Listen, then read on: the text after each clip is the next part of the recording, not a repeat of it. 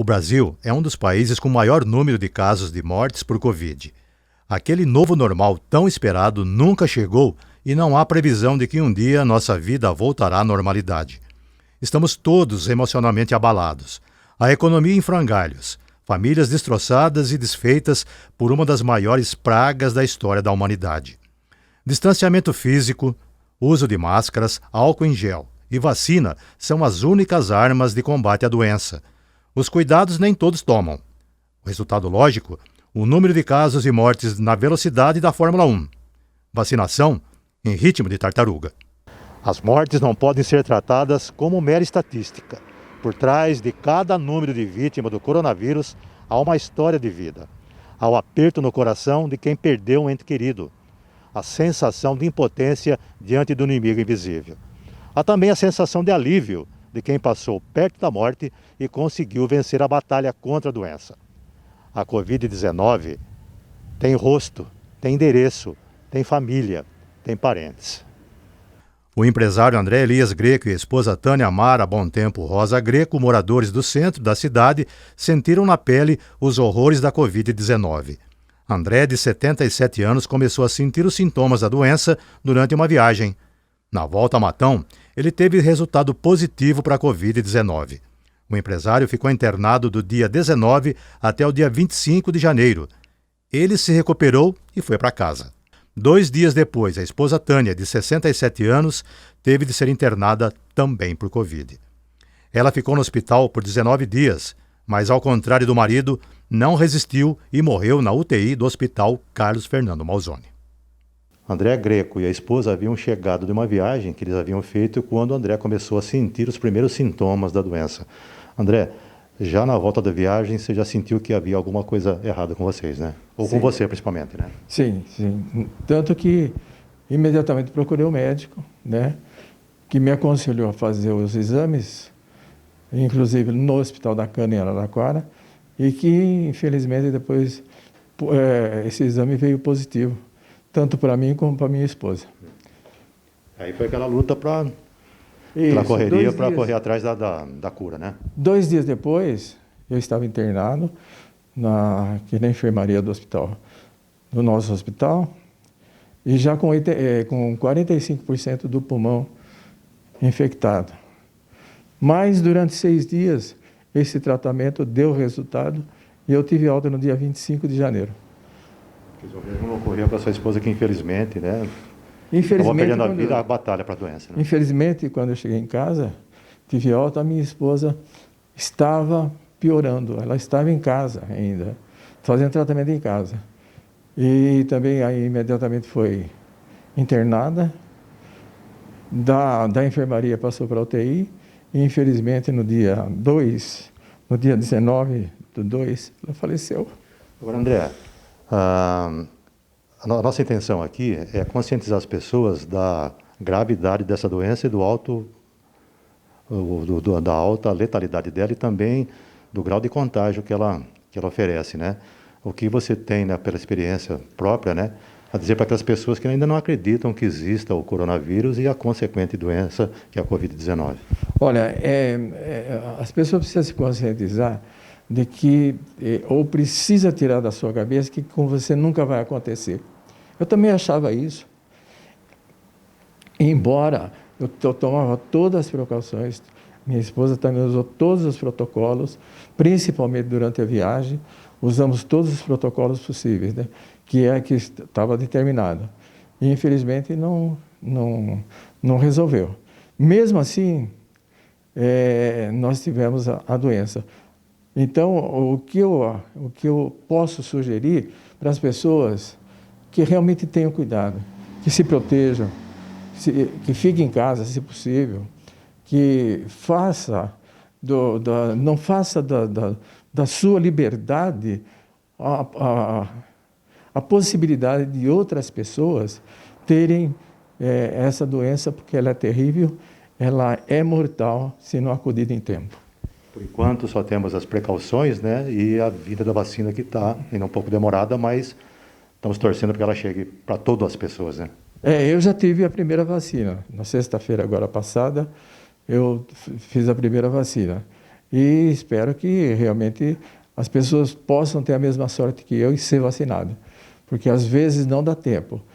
Se você abusar, não vai dar tempo de ser vacinado. E o coronavírus não sossega. Do centro, ele foi lá para o São José. Foi parar na casa do torneiro mecânico Leandro e da esteticista Angélica. O casal foi contaminado pelo vírus. Angélica não sofreu nenhum sintoma. Já Leandro não teve a mesma sorte. O torneiro mecânico passou uma temporada no hospital e saiu de lá dando graças a Deus por ter saído vivo. De esposa, Angélica virou enfermeira de Leandro durante a sua internação. Eu fui enfermeira dele mesmo, assim, na verdade foi uma surpresa, porque quando a gente internou ele, a gente não tem noção.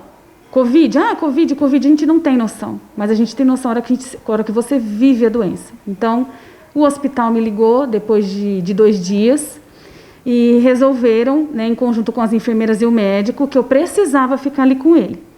Então, eu aprendi tudo, a mexer com oxigênio, como dar banho num doente, como tudo, eu tive que aprender tudo. Eu era as mãos e os braços dele, porque ele ficou ligado, né, ao oxigênio. Então, dali ele não podia sair, porque ele não conseguia dar 3 passos sem o oxigênio. Ele não respirava, né? Porque essa doença, ela tampa, né, as vias aéreas. Angélica conta que, no caso do marido, o teste positivo para a Covid significou uma sentença de morte. A doença, segundo ela, não ataca apenas o corpo da vítima. Ele tinha muito medo de morrer. Muito medo de morrer. Tudo que mostrava para ele achava que era morte, que... Aí, teve um dia, porque ele ficou 2 dias lá sem eu. Teve um dia que ele me ligou e eu falei para ele, Lê, porque o primeiro teste que ele fez deu negativo. E está acontecendo isso muito. Mas ele me ligou e disse, Angélica, eu estou assim, Lê, aceita que você é um paciente Covid. Você é um paciente Covid. Aceita. Aceita essa doença. Agora vamos ver o que a gente pode fazer com isso. O que a gente pode melhorar, o que a gente pode buscar. Não pensar negativo, vou morrer. Não, morrer todo mundo vai. Tudo tem um começo, meio e fim. Mas a gente está vivendo esse meio. Então esse meio a gente vai cuidar, a gente vai lutar. Eu comecei a passar essa mensagem para ele, e ele começou a numa oração ali dentro do quarto. Aí ele estava com os olhos fechados. A hora que ele começou a sentir Maria, ele falou isso para mim, eu abri a porta e eu entrei. Aí ele já começou a melhorar, porque o emocional atingiu ele. E o vírus mutante letal não conhece fronteiras. Do São José, ele atravessou a cidade e mostrou toda a sua força aqui no Jardim do Bosque. O coronavírus bateu a porta da família Galbiati 2 vezes. Estamos agora aqui com a Fernanda, que recebeu essa visita indesejável, né, do coronavírus. Ela e o marido se recuperando ainda da Covid. Fernanda, queria que você contasse, né, como é que foi essa visita, né, desse terrível vírus, né, e que marcas ele deixou em vocês aqui. Bom, a visita para nós do coronavírus já está vindo pela 2ª vez. A primeira vez foi o ano passado, com o meu cunhado, Osana, que ele teve a primeira contaminação na cidade e foi para a UTI, ficou lá por 15 dias. Nós ainda não sabíamos direito nada sobre a doença, os médicos também estavam em descobertas, tudo era muito novo, né? Mas se recuperou, graças a Deus também saiu vitorioso. E agora, um ano após, agora no dia 2 de março, meu esposo chegou em casa do trabalho com aqueles famosos sintomas, a febre, a dor no corpo.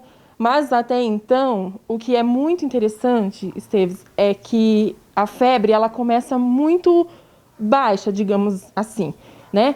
E ela sobe tão inesperadamente que você se surpreende. O vírus, nós procuramos um médico. O vírus não era até então nada que a gente pudesse se preocupar, ele estava tudo bem, mas foi questão de dias. O vírus foi para o pulmão.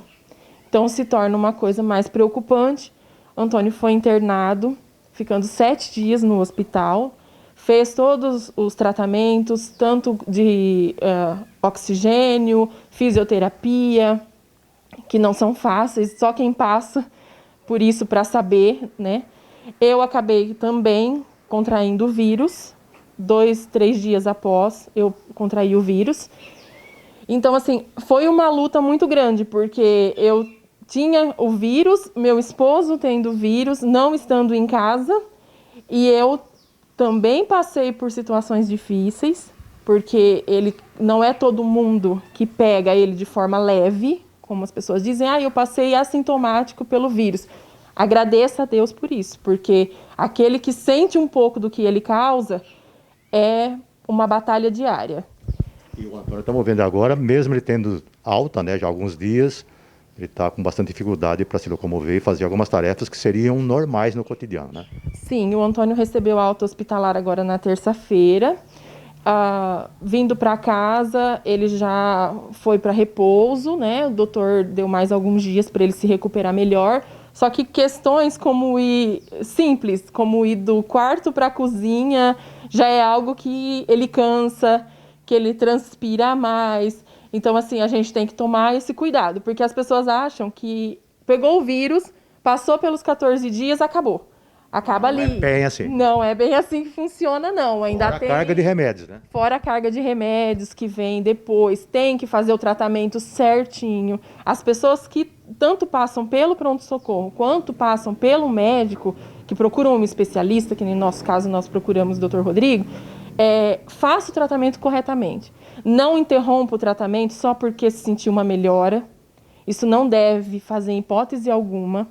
Então, continue o tratamento, siga à risca tudo que é recomendado por todos os profissionais, né? Que tudo vai passar. Agora, Fernanda, e para quem não acredita? Para quem não acredita, A Covid exista. eu acho que a resposta seria assim, só se acontecer mesmo dentro da própria casa, porque tá aí. E é doído, né? É doído, é uma dor física e emocional, né? Porque ela mexe muito, muito, muito com a gente, ela mexe com o nosso emocional, ela mexe com o principal, como foi citado de uma outra pessoa, ela tira o nosso oxigênio. Então, você não ter essa sensação de que você está respirando é muito...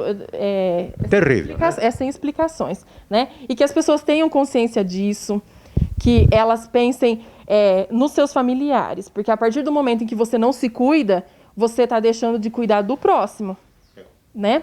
E também, aproveitando, Esteves, para fazer um agradecimento muito de coração ao Hospital Carlos Fernando Malzone, que trata todos os pacientes com extremo carinho, sabe? Faz tudo, tanto para o paciente quanto para o familiar, e que a gente sabe que está passando por situações muito difíceis, porque todos os dias entram pessoas e mais pessoas com o Covid. Então, que a gente possa pensar não só na família, mas também naqueles que estão no hospital, aqueles que já perderam pessoas da família, só quem já perdeu sabe a dor que é, e que a gente possa ter essa consciência, porque a consciência não vem de fora, a consciência tem que vir da gente. Se as estatísticas são frias e não convencem aqueles que fazem pouco caso da Covid-19, o relato daqueles que sofreram na pele e na alma o poder de destruição do vírus talvez nos faça mudar de conceito sobre a doença. Quantas mortes teremos de chorar ainda para nos convencer de que realmente a Covid mata? Gente, a doença, ela existe, só que assim, é uma doença dentro da tua cabeça e uma doença fora da sua cabeça. Dentro da sua cabeça é o medo de morrer. Fora é o que as pessoas estão passando dentro dos hospitais. Eu vi enfermeira ali cansada, exausta. Por que você tem, meu bem? Eu tomei a vacina, estou passando mal, mas eu estou aqui por você. O que você precisa? A equipe da faxina, das minas que limpam, olha, todo mundo, gente, cada um ali tem a sua vida. E viver ali dentro, você escutar o grito de socorro, pessoas pedindo ar, mãezinhas com seus bebezinhos chorando. Gente, não é uma coisa assim, é uma guerra. Mas a gente tem que ter esperança. Tem que ter esperança que essa vacina vai vir, gente. Por isso que eu falo, vamos se cuidar. Resumindo, estamos numa guerra e conhecemos as armas para combater o nosso inimigo. Resta saber agora qual será a nossa estratégia de combate.